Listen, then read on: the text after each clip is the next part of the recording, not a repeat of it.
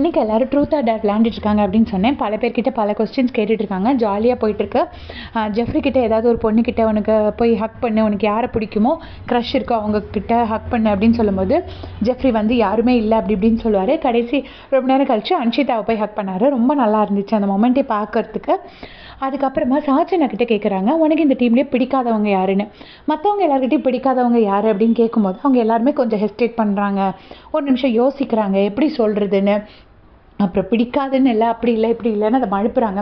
சாச்சனா எனக்கு தீபக் அண்ணனை பிடிக்கவே பிடிக்காது அப்படின்னு டப்புன்னு மூஞ்சில் அடிச்ச மாதிரி சொல்லிட்டாங்க. தீபக்கோட ஃபேஸ் அப்படியே கொஞ்சம் ஒரு மாதிரி சுருங்கிச்சு. யாராக இருந்தாலுமே அப்படி தான் இருக்கும்.